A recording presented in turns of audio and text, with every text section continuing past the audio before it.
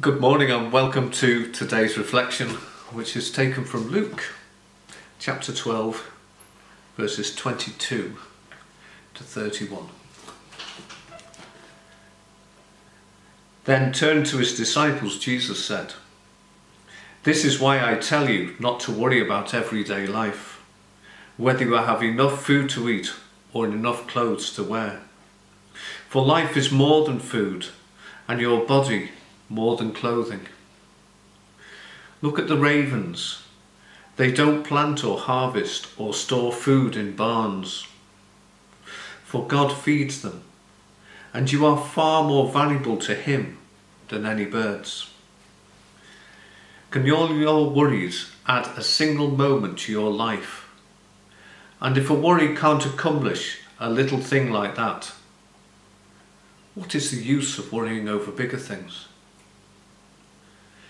Look at the lilies and how they grow.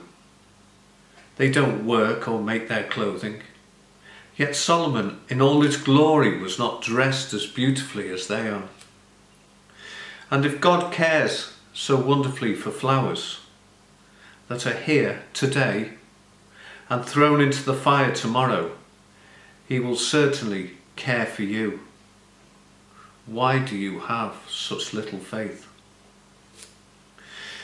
And don't be concerned about what to eat and what to drink. Don't worry about such things.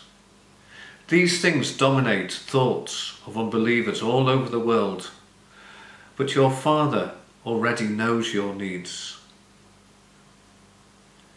Seek the kingdom of God above all else, and he will give you everything you need." And this is the word of the Lord. Today is a momentous day. Today is a great day. It's one we have all been waiting for. It is, of course, the resumption of football. Fantastic. Are you all looking forward to it? All those rivalries opened up again. But there is one player who has recently captured the headlines for non-football reasons. Marcus Rashford, who plays for Manchester United, our rivals, and England. He is just 22.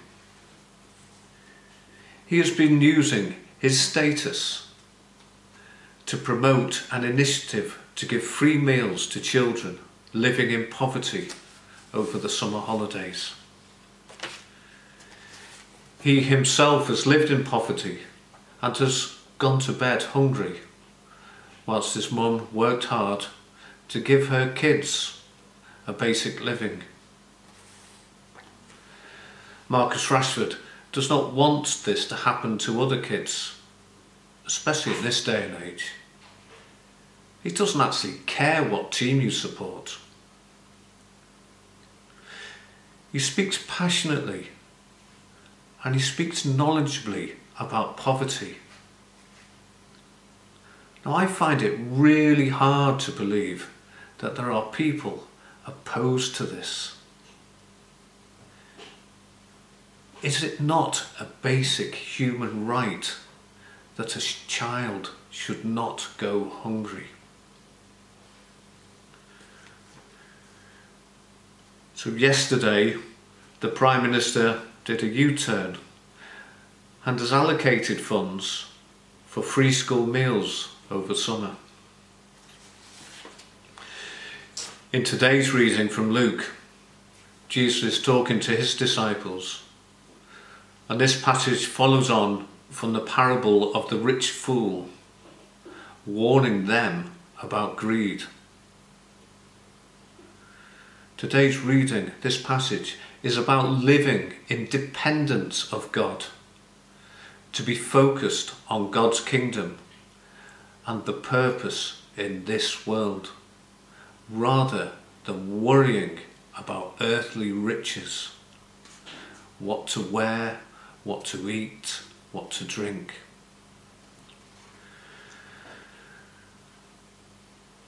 Now, I never went hungry as a child.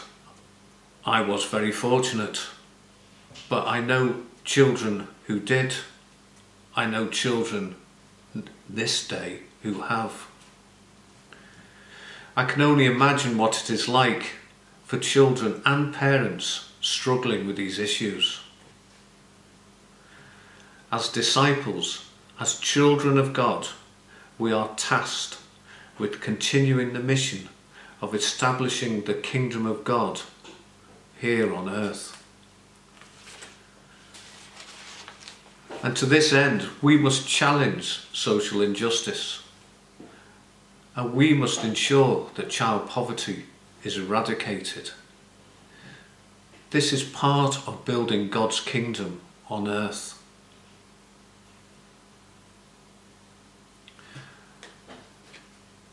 And I'd like to say a prayer, and this prayer is taken from the Christian Aid prayer.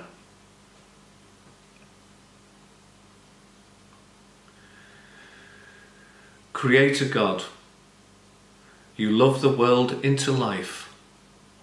Forgive us when our dreams of the future are shaped by anything other than glimpses of a kingdom of justice, peace, and an end to poverty. Incarnate God, you taught us to speak out for what is right. Make us content with nothing less than a world that is transformed into the shape of love, where poverty shall be no more. Breath of God, let there be abundant life. Inspire us with the vision of poverty over, and give us the faith, courage and will to make this happen and to realise your kingdom. Amen.